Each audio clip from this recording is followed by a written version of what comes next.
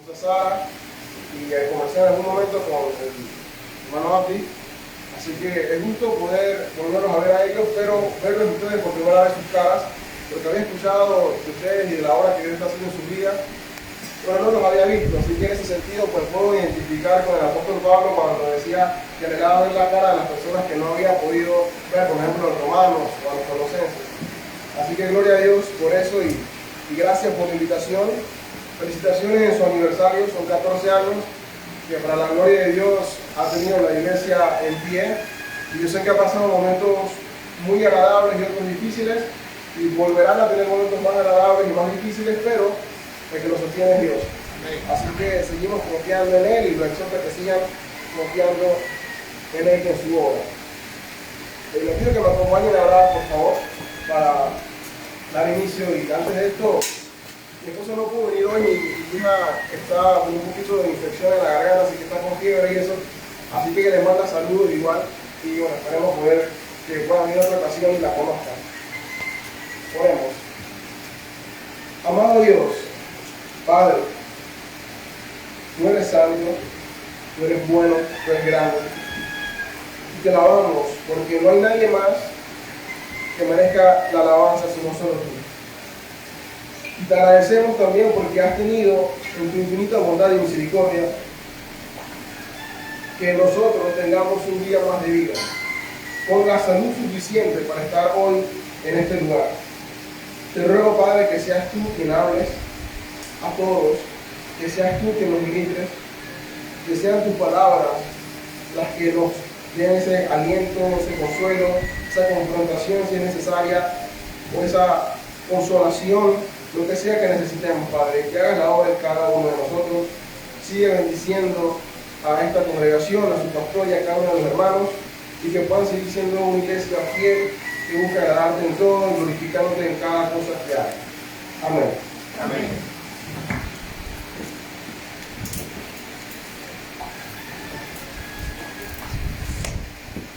Ok.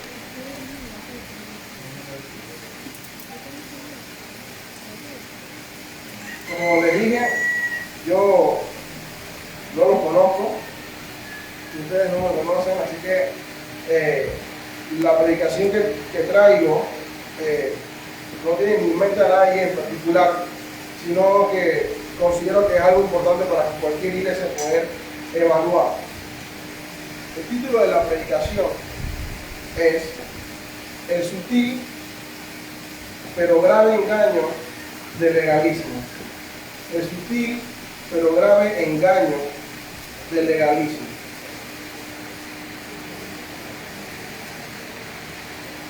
No hay nadie en el mundo, nadie, ninguno de nosotros, ninguna persona en Panamá, ni en ningún país que pueda decir que nunca haya actuado de manera legalista. Todos, en algún momento lo hemos sido, algunos todavía lo son. Puede que haya personas aquí que todavía no sean cristianas y que tengan el legalismo muy radical en su vida. Puede que haya cristianos aquí que todavía luchen con algunas partes de legalismo en su vida, y puede que haya personas que tengan legalismo y ni siquiera sepan que lo tienen. Pero es algo que no escapa a nadie. No todo el mundo ha cometido todos los pecados, pero este es un pecado del que yo me atrevo a decir todos hemos cometido en algún momento. Conservadores, progresistas, no importa la línea política, todos en algún momento hemos querido imponer nuestras creencias por encima de las demás, como si fuera la única verdad, sin necesidad de que sea así necesariamente. Voy a hacer un pequeño ejercicio para que podamos ser más conscientes de la realidad del legalismo y lo peligroso que es en nuestras vidas.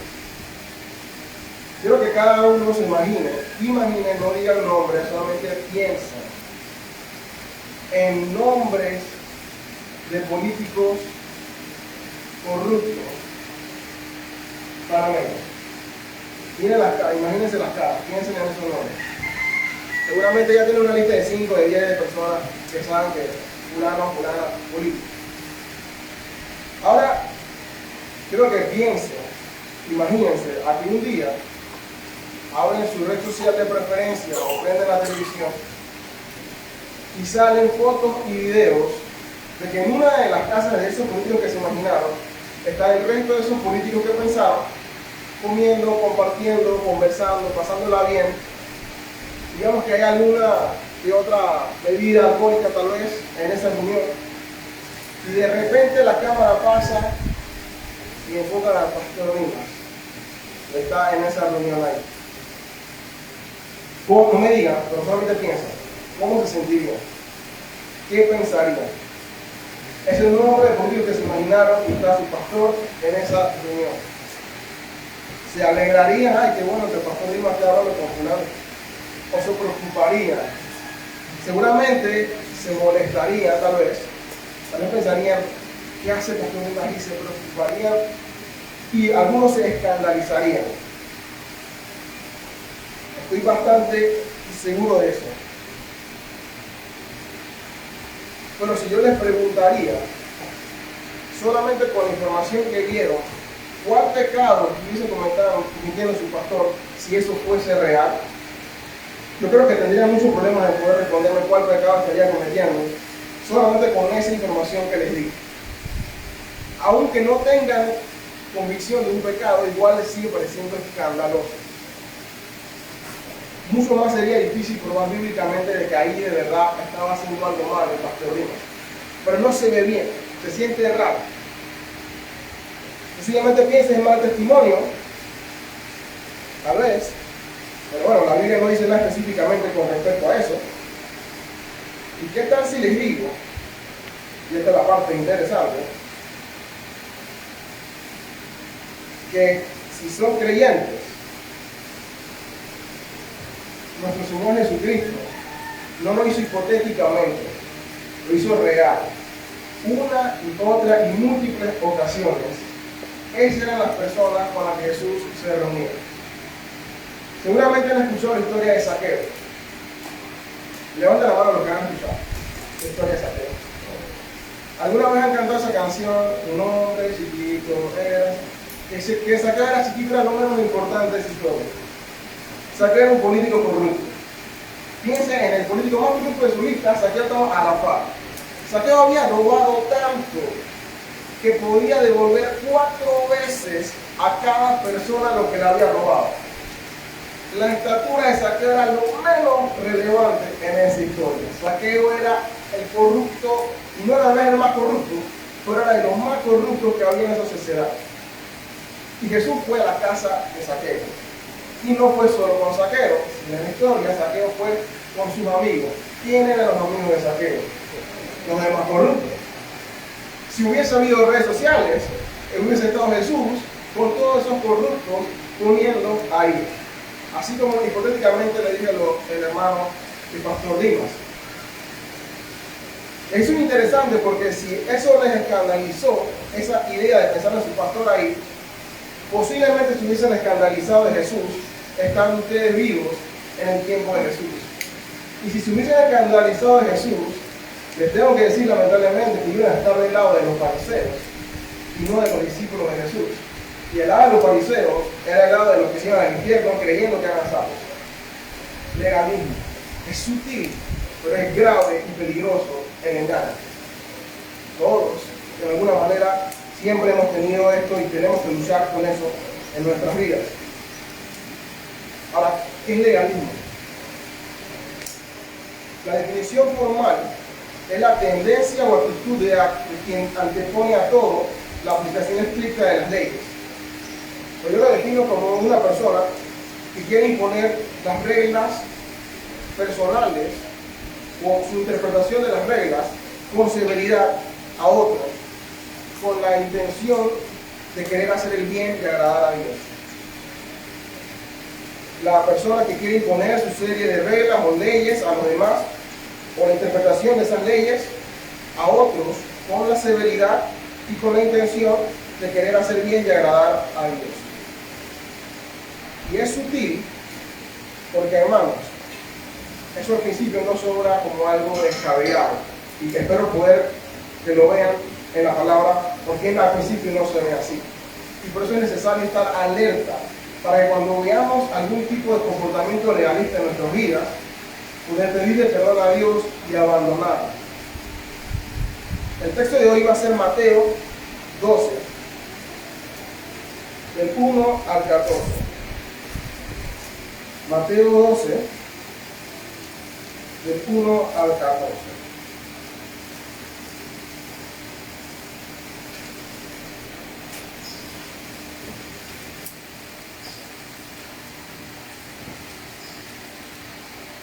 Dice la palabra de Dios así. En aquel tiempo iba Jesús por los sembrados en un día de reposo, y sus discípulos tuvieron hambre y comenzaron a arrancar espigas y a comer. Viéndolo, los fariseos le dijeron: he aquí tus discípulos hacen lo que no es lícito hacer en el día de reposo. Pero él les dijo: ¿no habéis leído lo que hizo David cuando él y los que estaban con él tuvieron hambre? Cómo entró en la casa de Dios y comió los panes de la proposición, que no les era lícito comer, ni a él y a los que estaban con él, sino solamente los sacerdotes. ¿O no habéis leído cómo en el día de reposo los sacerdotes en el templo profanan el día de reposo y son sin culpa? Pues os digo que uno mayor que el templo está aquí. Y si supieseis qué significa misericordia quiero y no sacrificio, no condenarías a los inocentes, porque el Hijo del Hombre es Señor del día de reposo. Pasando de allí, vino a la sinagoga de ellos, y aquí había allí uno que tenía seca una mano, y preguntaron a Jesús para poder acusarlo: ¿es ilícito sanar en el día de reposo? Él les dijo: ¿qué hombre habrá de vosotros que tenga una oveja, y si ésta cayere en un hoyo en día de reposo, no le eche mano y la levante? Pues, ¿cuánto más vale un hombre que una oveja? Por consiguiente, es lícito hacer el bien en los días de reposo. Entonces dijo aquel hombre: extiende tu mano. Y él la extendió, y le fue restaurada sana como la otra. Y salidos los fariseos, tuvieron consejo contra Jesús para destruir. Antes de seguir en la prédica, yo quiero hacerles una invitación. Ya saben el tema, que es legalismo. Y es muy probable que tal vez ustedes estén pensando en alguien más. El hermano tal, la hermana tal, la señora tal, el señor tal. Olvídense de esa persona. Y piensen en ustedes mismos, en este momento. Bueno, como les pude demostrar, todos tenemos este problema en nuestras vidas. Entonces, olvídense de quién más lo hace, puede que sea verdad, pero olvídense de ellos y por este momento enfoquémonos en nosotros. Ahora, en este relato se menciona un grupo de personas, los fariseos. ¿Quiénes eran los fariseos? Los fariseos no existían en el tiempo de Moisés. Para darle un poquito de contexto, Dios le da la ley a Moisés cuando sale de Egipto. Aarón y Moisés la enseñaban, esta era la tierra prometida. Josué, llegaron los sacerdotes y siguió eso hasta el exilio a Babilonia. Cuando se van a Babilonia, es otro país, allá no hay templo, ahí los sacerdotes no podían hacer nada porque no había la forma legal de seguir sus rituales. Los israelitas decidieron hay que mantener la pureza de la ley. Así que salieron, hoy ya diríamos denominaciones, en ese momento le decían sectas, los saduceos, los fariseos y otros más. Los fariseos eran los más estrictos en querer cumplirla. No había templo en ese momento, no había una autoridad per se, así que había que ver cómo se preservaba. La intención de ellos era la pureza de la ley. Algo importante que tiene que saber de los fariseos es que ellos, en su afán de querer que se cumpliese la ley, escribieron un libro que se llama el Talmud. Eso existe hoy todavía y hoy los judíos lo usan. El Talmud es la interpretación de la ley de Dios. Pero a diferencia de la confesión de fe que estudian, que es muy buena, la confesión de fe que usan, y la conozco, interpreta la Biblia y les dice lo que está en la Biblia. El Talmud agrega cosas de qué otras cosas se deben hacer para agradar a Dios. La confesión no agrega nada, interpreta y explica. El Talmud agrega. Y por ejemplo, tenían reglas extras que la Biblia no menciona en cuanto al día de reposo y entre otras cosas más. Esos eran los fariseos. Así que eran personas estrictas, ellos eran legalistas pero su deseo era agradar a Dios. Eso es lo que decían, por lo menos. Esta historia que acabamos de leer, que realmente son dos historias, sucede en días de reposo. Fueron 2 días de reposo diferentes, aunque en Mateo parece que fueron un solo día. Si leen la historia en Lucas y en Marcos se dan cuenta que son 2 días diferentes. Ahora, ¿qué era el día de reposo? ¿Por qué era importante? Bueno, en la semana era el 7º día, es decir, el sábado. Y hoy yo les vengo a explicar por qué el sábado y el domingo, eso no es el tema de la predicación, sino el contexto de lo que estaba pasando ahí. ¿Qué decía Dios o qué dijo Dios del día de reposo? Éxodo 20, 8 al 11. Fue el mandamiento en el cual se usaron más palabras y más versículos, el que Dios dio más explicación. Y al mismo tiempo quedó todavía cosas sin entender. Éxodo 28 al 11 dice: acuérdate del día de reposo para santificarlo. 6 días trabajarás y harás toda tu obra, mas al 7º día es reposo para Jehová tu Dios. No hagas en él obra alguna, tú, ni tu hijo, ni tu hija, ni tu siervo, ni tu criada, ni tu bestia, ni tu extranjero que está dentro de tus puertas. Porque en 6 días hizo Jehová los cielos y la tierra y el mar, todas las cosas que en ellos hay, y reposó en el 7º día. Por tanto, Jehová bendijo el día de reposo y lo santificó. Importante era la parte donde dice, es reposo para Jehová tu Dios.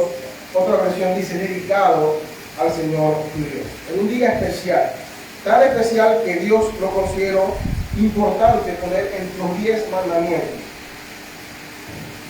En Éxodo 31 hay un poquito más de claridad de lo que Dios dice. Habló además, Éxodo 31, 12 a 17. Habló además Jehová a Moisés diciendo, tú hablarás a los hijos de Israel diciendo, en verdad vosotros guardaréis mi día de reposo, porque es señal entre mí y vosotros por vuestras generaciones, para que sepáis que yo soy Jehová que os santifico. Así que guardaréis el día de reposo, porque santo es a vosotros.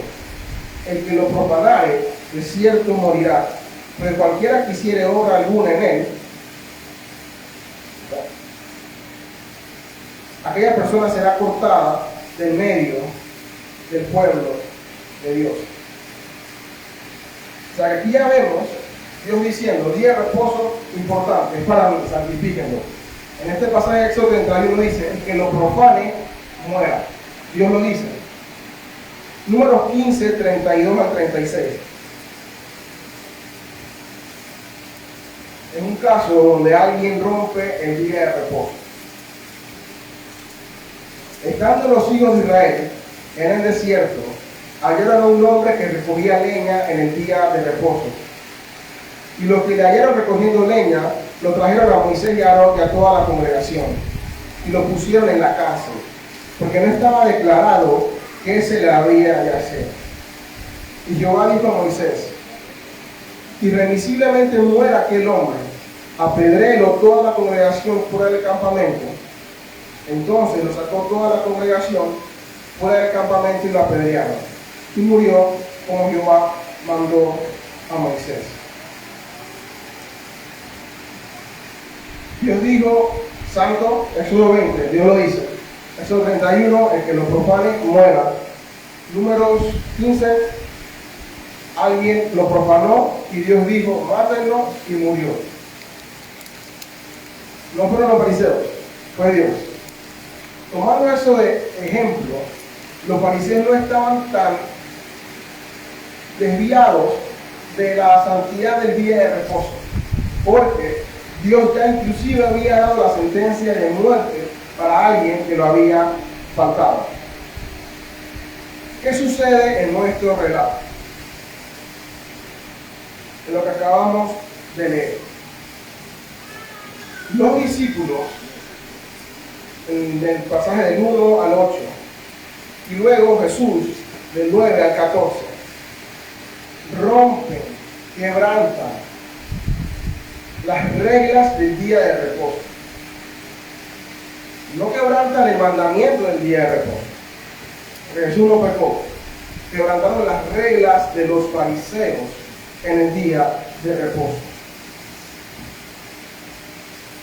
Versículos 1 y 2. Hicieron los discípulos para quebrantar, según los fariseos, recogieron espigas y comieron. La Biblia no dice nunca cuáles son las cosas que se pueden hacer y que no se puede hacer. Solamente está el caso del hombre que recogió leña y murió. Según lo dice los fariseos, bueno, si recogió leña y murió, recogen espigas y comen, es similar, está faltando igual. Pero la Biblia no lo dice. Así que para ellos era innecesario tener que consultar. Si esto era esto, esto de acá debe ser igual, 1 más 1 es 2. Pero no era así necesariamente. Jesús luego sana a un hombre en el día de reposo. Nada de eso lo decía la Biblia, no decía la ley, no puede sanar a alguien en el día de reposo. De hecho, en número 15 se nota que el pueblo todavía no lo tenía claro. Porque ¿por qué se lo llevan a Moisés? Que dijeron, ¿qué hacemos? No sabemos qué hacer. Los fariseos dicen, no se preocupe, vamos a resolver eso. Hicieron una lista larguísima de qué se podía hacer en el día de reposo. No necesitamos buscar este texto, pero en Hechos 1 hay un versículo, creo que es el 12, donde dice que caminaron como a distancia del día de reposo. ¿Qué significa eso? La Biblia no lo dice. Los fariseos en su Talmud pusieron que había una distancia permitida caminar para cada persona en el día de reposo. Y eso era culturalmente entendido. Que ya la gente podía hablar, está como de aquí a un día de reposo. Entonces ya todo el pueblo sabía que era como de aquí a la tienda. Pero esa era una distancia que ya la gente entendía. Regla que no es bíblica, pero que era culturalmente aceptada como correcta por los fariseos. Era normal. Al punto que la Biblia lo menciona como simplemente referencia a la distancia. Los fariseos tenían reglas donde podías caminar hasta cierto nivel, comer ahí, y si comías ahí podías seguir comiendo otra distancia más, porque si no, no podías comer ni caminar más. O sea, era demasiado estricto. Y si ustedes buscan el Talmud hoy, se van a encontrar con esas reglas y con reglas nuevas. El Talmud tiene reglas como, por ejemplo, día de reposo no puedes fregar platos a menos que los uses ese mismo día. Y si vas a fregar un plato es porque lo vas a usar para comer. Pero no puedes fregar platos para simplemente dejarlo listo para el día siguiente. Eso está prohibido. Así de extremos son. Está prohibido en el Talmud hablar de alguien que está pasando dificultad en día de reposo. Porque eso significaría carga para tu mente. Tener que pensar en que esta persona está pasando mal. No, tengo otros 6 días para pensar en él. Este día es para relajarme y para pensar en Dios. No me traigas problemas. La Biblia no dice nada de eso. Por eso está hoy en las reglas del judaísmo. Eso lo siguen practicando hoy. Así que Jesús rompe, según ellos, el día de reposo. Y digo eso, hermanos, tengo que aclararles. Jesús no pecó. Así que no crean que Jesús está pecando y pasándolo por alto. 1 Pedro 2:21 dice, pues para que esto fuiste llamado. Porque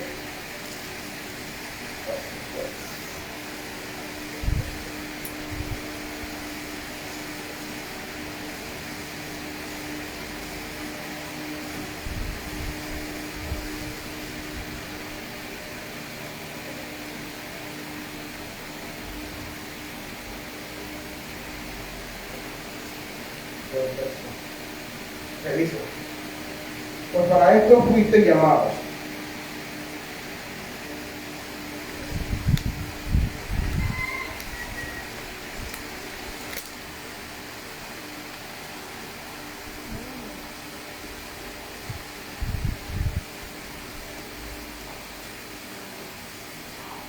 Ok, porque también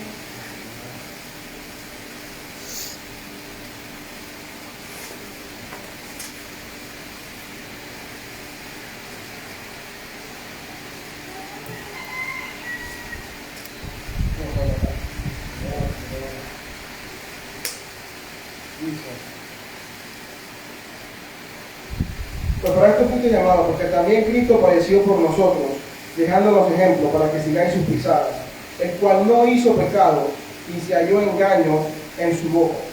Jesús nunca pecó. Es importante que tengamos eso claro. Por tanto, esto que ellos están acusándolo no es pecado.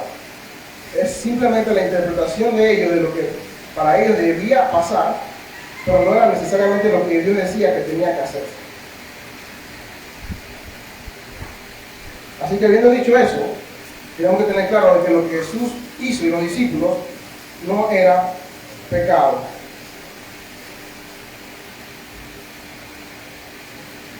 ¿Qué más pasó en este relato?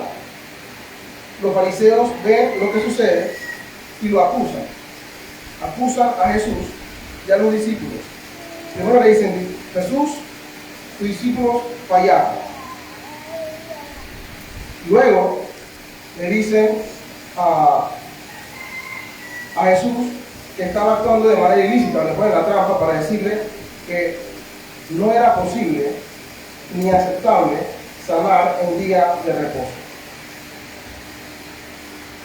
Jesús les responde y les hace ver, uno, que eran ignorantes, porque les habla de manera dura, cuando le dice en varios versículos: ¿no habéis leído?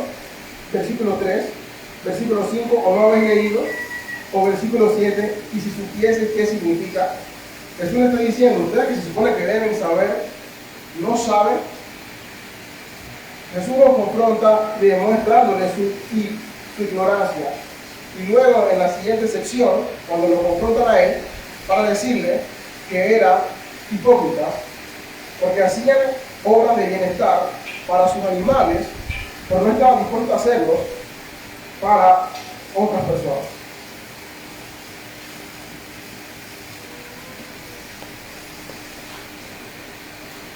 Hay por lo menos 6 problemas de legalismo que quiero que tengan claro y presente. Al legalismo o al legalista no le importan las personas. 2.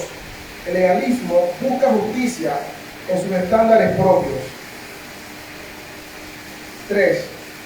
El legalismo o el legalista no conoce la voluntad de Dios. 4. El legalista o el legalismo interpreta mal la palabra de Dios. 5. El legalismo es hipócrita. 5. El legalismo busca juicio y muerte. Y finalmente, el legalismo o legalista solo da muertes. Para los fariseos era necesario y lo correcto era que los discípulos pasaran hambre, que no comieran nada, que Jesús no sanara a ese hombre que tenía una mano seca. Y una mano seca es una mano impedida, que no la podía mover. Básicamente eso era lo que significaba. Eso era mejor para ellos. Ellos no estaban buscando nada más que el cumplimiento de su propia justicia. Con una buena intención, ellos querían que se guardara la ley de Dios, pero por no conocer la palabra de Dios, por no conocer a Dios, lo hacían mal y solo generaban dolor y daño a las demás personas. Hermano, esto es sutil, porque al principio esto no se ve como algo necesariamente malo. El legalismo empieza con la buena intención de querer guardar la ley de Dios, y quiero aclarar, guardar la ley de Dios es bueno. El que guarda la ley de Dios no es legalista. Si la Biblia dice no mates y tú no mates, tú no eres legalista, estás obedeciendo. Si la Biblia dice honra a padre y madre y tú lo haces, no eres legalista, estás obedeciendo a la palabra de Dios. El legalismo viene cuando yo aplico de manera personal cosas que sirven para mí en ese sentido de cumplir la ley de Dios y las quiero aplicar a los demás. Por ejemplo, la Biblia dice en 1 Timoteo, Pablo le dice a Timoteo: diga a las mujeres que vistan con decoro. Perfecto. Que las mujeres se visten con decoro es correcto. ¿Cómo es que una mujer se viste con decoro? Ahí es donde viene la parte trick. ¿Puede la mujer ponerse esta prenda o no se la puede poner? ¿Qué tan largo debe ser el vestido? ¿Qué tan corto puede ser? La Biblia no dice. A donde alguien diga, esta es la medida, ya se le da. Porque la Biblia no lo dice. Entonces, si usted se siente cómoda con la falda que le cubra los pies, perfecto. Pero si la otra mano lo tiene en la rodilla y sigue siendo decorosa, está bien también. El problema sería que una le imponga a la otra que lo haga así o que la otra le diga al revés, que está mal. Ahí es el legalismo. Pero ojo, es sutil, porque la intención sigue siendo no, que se vistan con decoro, es correcto. El punto es, yo no decido hasta dónde llega el decoro. Esa es la parte donde el legalismo falla, porque el legalismo no confía en Dios. El legalismo busca su propia justicia. El contraste del legalismo es el evangelio. El evangelio no descansa en nuestra justicia, descansa en la justicia de Cristo. Es decir, yo enseño lo que la palabra de Dios dice, pero que se aplique la justicia, eso no me toca a mí, ni a ustedes. Jesús no le enseñó a los discípulos cómo juzgar. De hecho, le dijo no juzguen. ¿Por qué? Porque no es la función de los discípulos juzgar, es la función de Dios. El que juzga es Dios. Usted tiene que predicar el evangelio, enseñar lo correcto, hacer discípulos, enseñándole lo que Dios manda. Todo eso es bien. Pero la justicia se va a aplicar por medio de Cristo. La interpretación o el deseo de querer ayudar siempre es bueno, pero de ahí a querer decir hasta dónde. Y miren lo peligroso que es. 1 Timoteo 3, 1 Timoteo 4, disculpe. Vayamos a 1 Timoteo 4, del 1 al 5.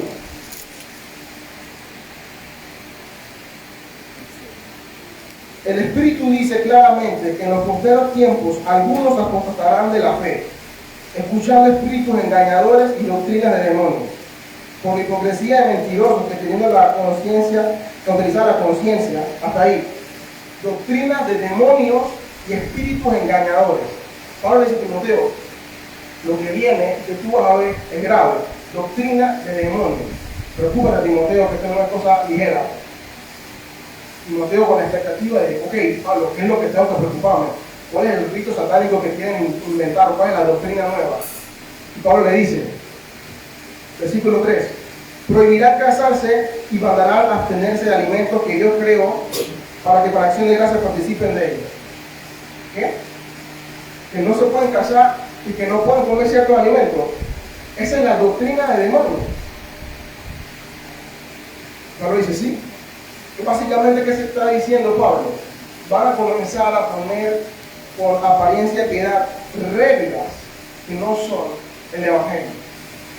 Abstenerse de alimentos. Hay gente hoy de doctrinas, hay líneas cristianas que prohíben abstenerse de alimentos. Su intención, te van a decir, es buena, queremos agradar a esto, queremos agradar a Dios. Pero Pablo está diciendo, no les toca a ustedes hacer eso. Cuando le escriben a los corintios, unos van a comer carne, otros no van a comer carne. El que come no juzga al que no come, y el que no come no juzga al que come. Cuando comienzas a hacer eso, comienzas a caer en doctrina de demonios. No es ligera la cosa. Gálatas 1. Pablo predicó el evangelio en Galacia, se había ido, y le cuentan en qué andaban los gálatas.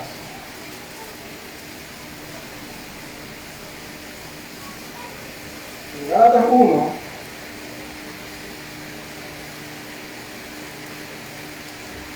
dice en el versículo 6, estoy maravillado de que tan pronto os hayáis alejado del que os llamó por la gracia de Cristo para seguir un evangelio diferente. Un evangelio diferente, no había otro evangelio. Si alguien anuncia otro evangelio, en el versículo 8 Pablo dice, sea anatema. Y más adelante Pablo los llama insensatos a los gálatas, tontos, es la sinónimo de insensatos, necios. ¿Cuál era el falso evangelio de los gálatas? Ahí se predicaba, arrepiéntete en creer en Cristo, tú eres pecador, Jesús es el Señor, pero circuncídate. Una cosita nada más, circuncídate. Y Pablo dice, ya eso es maldición, otro evangelio. Quieren hacer eso, se desligan de Cristo y vayan a ver cómo se salvan ustedes por sus obras, que va a ser imposible, no van a poder. No van a poder ser salvos jamás por sus propias obras. Así que Pablo les llama la atención. Pablo fue fariseo. Pablo sabe de lo que habla. Pablo en Hechos 23, no necesitan buscarlo, en Hechos 23 dice: yo fariseo, hijo de fariseo. Pablo fue fariseo y celoso más que todo. Le dice a los Gálatas también más adelante. Pero el fariseísmo de Pablo, el legalismo de Pablo murió cuando él llega al Evangelio. Y tenemos que tener cuidado porque cuando llegamos al Evangelio, no todo se va inmediatamente. Pedro que estuvo en este pasaje recogiendo espigas con Jesús, que supo lo que era no vivir de acuerdo al estándar de la cultura, sino de acuerdo al Evangelio, Pedro cayó en legalismo. El mismo pasaje de Gálatas, capítulo 2, versículo 11. Pablo le dice a Pedro: pero cuando Pedro vino a Antioquía, le resistí cara a cara porque era de condenar. Pues antes que viniesen algunos de parte de Jacobo, el que estaba en Jerusalén, judío, Pedro comía con los gentiles, pero después que vinieron se retraía y se apartaba porque tenía miedo de lo de la circuncisión.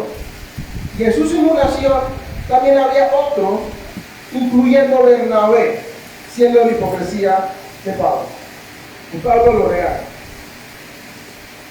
Pedro, cristiano, apóstol, vivió todo lo que vivió con Jesús. Llega aquí y comienza a guardar apariencia. Dice: bueno, aquí no se puede, los de allá no comen esas cosas, pero yo sé que eso no es pecado. Aquí yo no como, pero cuando vienen los demás, yo hago y digo: no, allá no lo como, no hago como ellos. Y Pablo dice: ¿cuál es tu hipocresía? Si tú crees que esto está bien, hazlo, no importa quién esté. No estoy viviendo de cuando la apariencia de lo que digan los demás, sino que dice el Evangelio. Y si el Evangelio lo dice y tú no crees, no seas hipócrita, o no lo hagas nunca, o hazlo siempre en todo momento, porque si no, estás siendo hipócrita. Y estaba fallando Bernabé, que se llama que fue un siervo de Dios, Pedro fue un siervo de Dios, y Pablo les tiene que llamar la atención. No es que Pedro no fuera cristiano, pero ahí se les demuestra cuán peligroso y sutil es el legalismo, que a cualquiera se les puede ir. Hace un tiempo, un hermano me preguntó sobre una canción para cantarla en la iglesia. La canción no es mala, pero en mi afán o el deseo de querer cantar canciones con un cierto estilo, que estoy convencido no es pecado, esa canción me hacía ruido.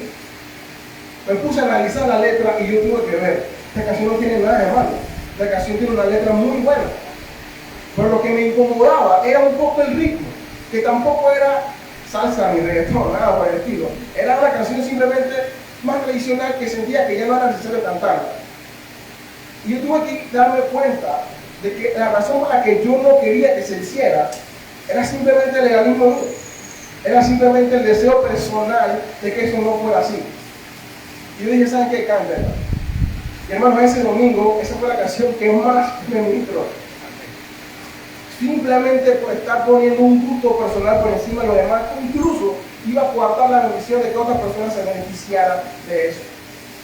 Todos, yo incluyo cuando digo que todos, tenemos legalismo que tiene que ser combatido.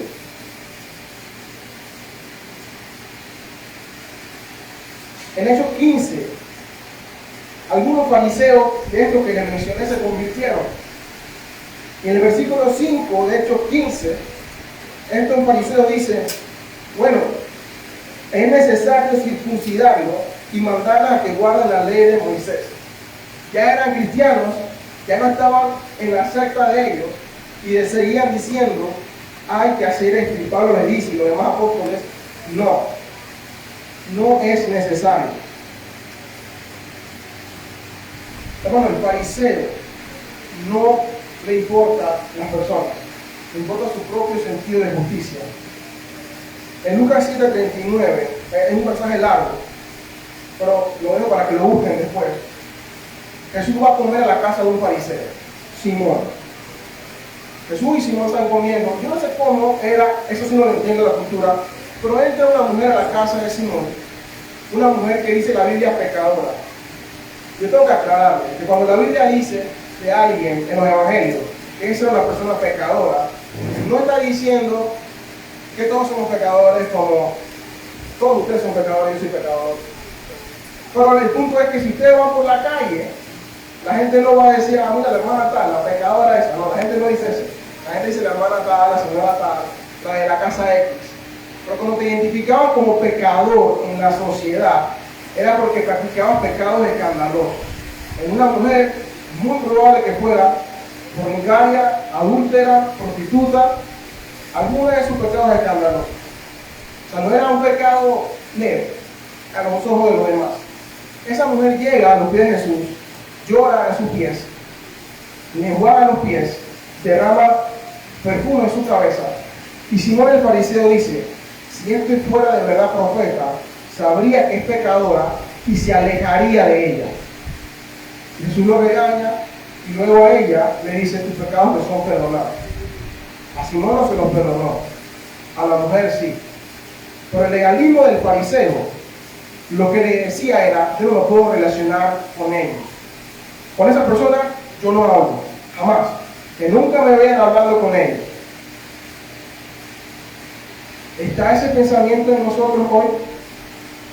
Pensamos cuando vemos a personas que son pecadores, que los demás saben que son pecadores, jamás me vean hablando con fulanito. Por favor, yo a la casa de fulana jamás voy a ir. A la casa del vecino ¿qué hace este? A mí no me van a ver ahí. Si piensan así, hermanos, cuidado. Puede que estén de lado los fariseos y no de lado los discípulos del Señor. Los discípulos del Señor tenían que ir a esa casa. Estar como Jesús, siguiendo el modelo de Jesús. El modelo de Jesús no era alejarse, era estar ahí con ellos, compartiendo con ellos, enseñándole el Evangelio. Jesús no pecó, entienda. Jesús no estaba ahí celebrando las malas cosas que hacían. Jesús estaba ahí para tener una relación con ellos y presentarles la necesidad del Evangelio. Esto no estoy diciendo que ahora hagan una vida de libertinaje, hagan lo que les dé la gana, vayan a cualquier fiesta, sino de que piensen en las personas. Nuestra motivación debe ser el Evangelio para nuestra vida y para la vida de los demás. Al punto de que si alguien que está mal en necesidad llega, yo lo puedo atender. Si aquí llega una persona, que digamos una mujer en este caso, llega trasnochada de un lugar de día nocturna, vestida indecentemente, que la vestimenta sea lo último que se preocupen ustedes, sino hablarle a las personas que necesiten el Evangelio. Llega un hombre aquí con arete y con tatuaje y que es maleante. Vecino Vicente va a caer en la primera fila. Es el que más necesita escuchar gente. El que más necesita que hablen con él es él. Que necesita apoyo. Yo estuve en una congregación donde en una ocasión llegó una persona homosexual que se vestía de mujer en las noches. En el lugar donde yo vivía, era muy común que se daba en la esquina de la calle. Ese día ese muchacho llegó, era un muchacho que tenía como 15 años tal vez, se quedaba más joven. Pero yo recuerdo que casi nadie se acercó. Los hombres como que, no, yo me voy a acercar a él porque es gay y que me va a decir, ¿cuál es el miedo? Dios me confrontó a mí con ese pecado duramente en cuanto al rechazo, digamos, de los homosexuales, a poder entender que son pecadores igual que yo. Y me ha dado la oportunidad de compartir con ellos. A mi carro se han subido mucho, le he dado vuelta a sus casas, he podido conversar con ellos de sus vidas, de manera libre. Ellos saben que yo no apruebo su pecado, pero ellos saben que tienen confianza conmigo de poder hablar y escuchar lo que yo digo de parte de Dios en cuanto a la vida. Antes yo no podía, antes yo lo rechazaba, hasta que Dios me confrontó con el legalismo que había en mi vida, que en un sentido me hacía sentirme superior a él. Mi pecado era tan grave como el de ellos. Por eso Jesús le dice a los fariseos hipócritas, necesitamos recordar el Evangelio cada día, porque el Evangelio nos permite recordar cuán pecador soy, dónde estaba yo, y me va a permitir tener misericordia, que es lo que Jesús le dice a los fariseos en Mateo 14, Mateo 12. Misericordia quiero y no sacrificio, es lo que Dios dice.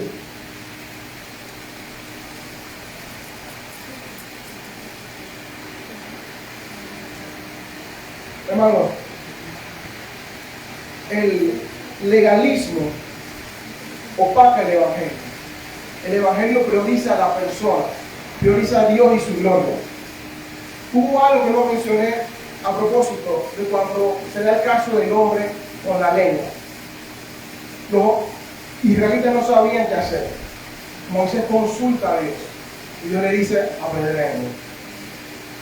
Los fariseos, ¿saben qué querían hacer? Era Consulta a Dios para qué. Déjame ver cómo yo resuelvo aquí. La lógica es esto, hacemos esto.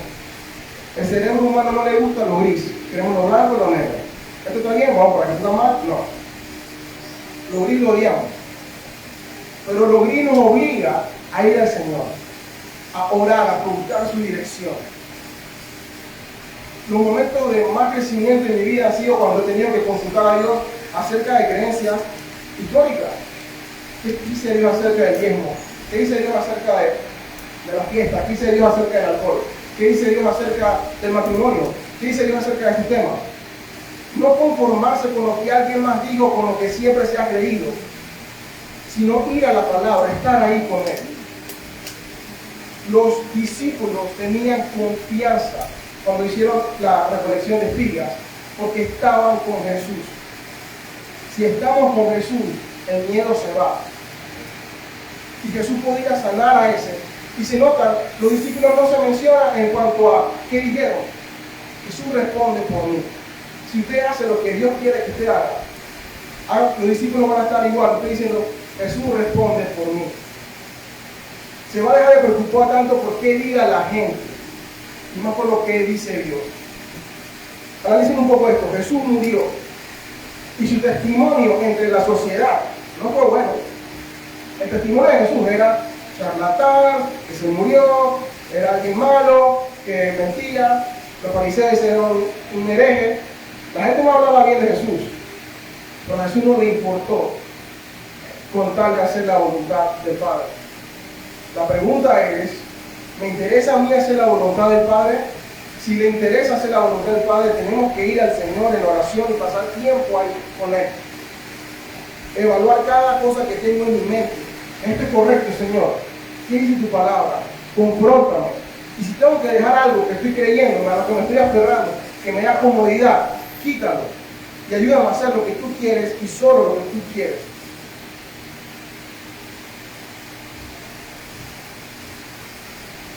Lo contrario al legalismo es el Evangelio. El Evangelio procura la vida, procura el amor, procura la misericordia. Descansa en la justicia de Dios, no en mi justicia, no en mis reglas, no en mis estándares, en los de Jesús.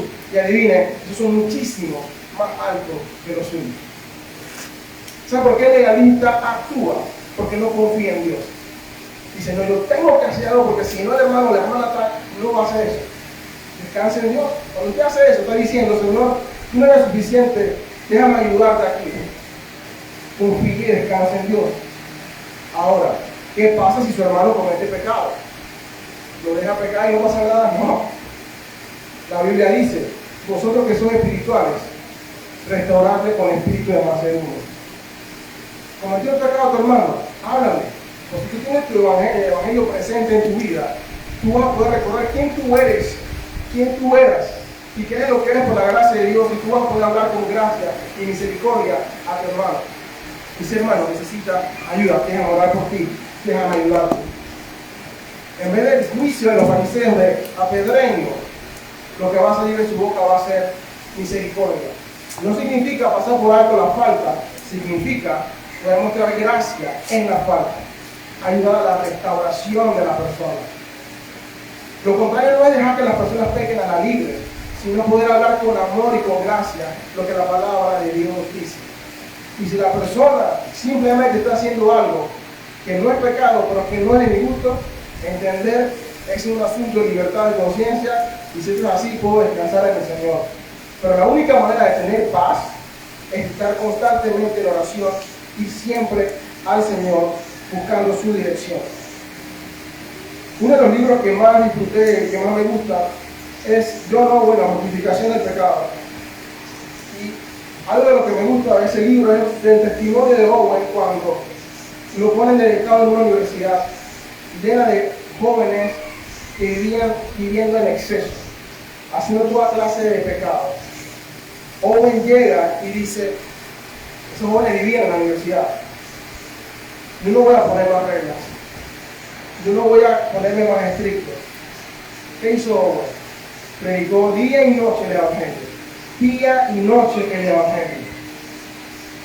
confiando en la justicia y en la obra de Dios. Y fue muchísimo mejor a que si le hubiese puesto las reglas. Esa universidad fue transformada, no por las reglas de Owen, sino por el Evangelio de Cristo. Cuando la gente quería alabar a Owen podía decir, es por Jesús, no es por mí, es por el Evangelio de Cristo, no por mí. No necesitamos más reglas, necesitamos más tiempo con Dios. Cuando la gente pide reglas, es porque no quiere meterse en la palabra. Dígame qué hacer y ya yo lo hago. Yo voy y ofrendo tantas veces a la semana, voy a la iglesia. No, hermano, métase con Dios.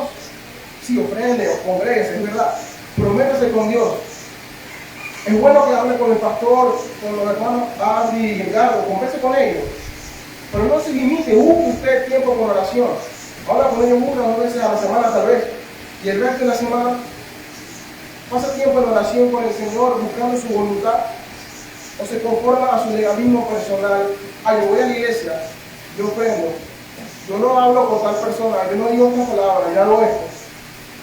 Cuidado de estar dependiendo de su propia justicia, porque si eso es lo que están haciendo, Cristo no sirve para su vida.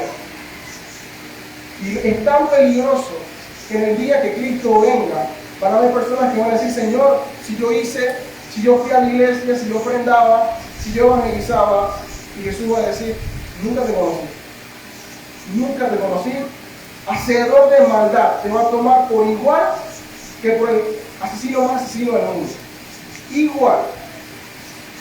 Jesús dijo a los fariseos, ellos son hijos de Satanás y hacen doblemente heredero del infierno al que buscan para seguir. De nada vale tu propio moralismo si no conoces al Señor. Pasa tiempo con el Señor. El Señor te conoce. Cuando el Señor llama a uno de los discípulos, Él le dice, yo te vi debajo del sicómoro. ¿Qué significaba eso? Que estaba meditando en la palabra ahí y Jesús lo vio porque ese era el momento cuando estaba con él ahí. Jesús puede decirle a ustedes, yo te vi en tu cuarto, en tu sala, en el carro, en tu patio, refiriéndose a su tiempo personal de oración con el Señor. ¿Puede decir eso Jesús de ustedes? Sí, el hermano tal, yo hablo con él cada cierto tiempo aquí, él me llama cada rato. El celular de ellos podría ver sus llamadas, sus chats. O no, o simplemente den su nombre porque los otros hermanos oran por usted, pero usted mismo no ora. ¿Cómo hace su juicio? ¿Cómo trata a los demás en base a lo que alguien le enseñó o lo que están aprendiendo en la palabra de Dios?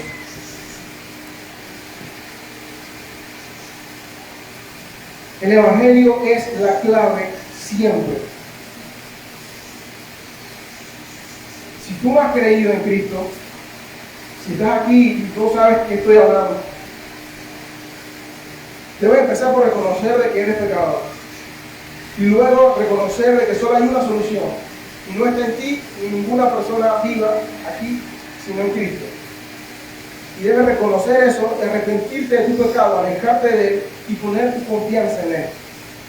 Y si ya creíste en él, predícate ese evangelio todos los días.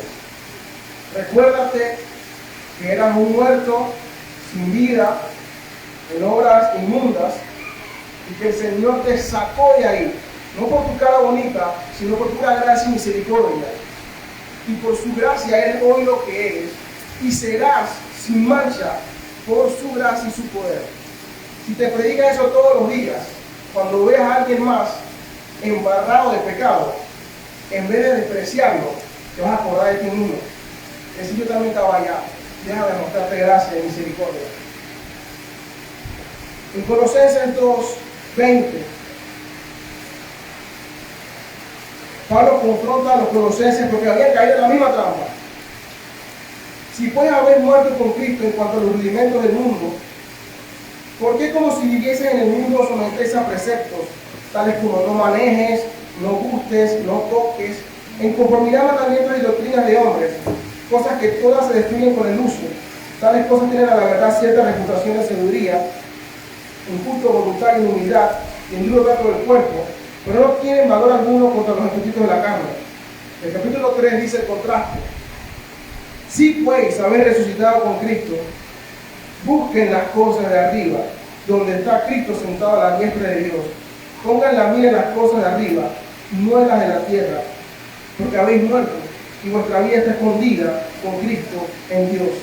Cuando Cristo vuestra vida se manifieste, entonces vosotros también seréis manifestados con Él en gloria. Busquen a Cristo. Sus reglas son cortas, pueden parecer buenas, pero se quedan cortas. Mis reglas se quedan cortas. Busquen a Cristo y viviréis. Búsquenlo hoy mientras puede ser hallado. Mañana no es prometido para nadie. Y si ya lo encontraste y has podido ver que estás aplicando juicios personales como justificación para tu propia vida, abandónalos inmediatamente. Y recuerda cuánto Jesús despreció a los fariseos por su sistema legalista. Corre a Él, al trono de gracia, donde vas a poder obedecerle por amor y no por imposición. Oremos. Padre, gracias por la oportunidad de estudiar tu palabra. Gracias porque nos confrontas y nos permites aprender un poco más de ti. Yo te ruego por esta iglesia, Maná de la Esperanza, que bendiga a su pastor Dimas, que bendiga a los hermanos que bendiga la enseñanza, Arti y Edgardo, y que bendiga a los demás hermanos que pertenecen a esta congregación. Padre, derrama tu gracia sobre ellos. Permíteles que puedan contemplarte cada día y que esa contemplación los llene de asombro para que se den cuenta que no hay ningún otro lugar que se compare contigo. No hay ninguna otra cosa o persona que robe tu lugar. Y si hay algo que lo está ocupando, Padre, que puedas mostrárselo y que le permitas abandonarlo inmediatamente. Padre, que esta sea una congregación que se conozca por su amor, por su misericordia, entre ellos, hacia ti y hacia los demás. Que la gente pueda ver que esta es una congregación que en vez de criticar, edifica, que de destruir, construye, que busque el amor, que busque la gracia, que sí quieren agradarte, y porque te quieren agradar, pasan tiempo contigo, que buscan conocerte a través de la lectura de tu palabra y la oración.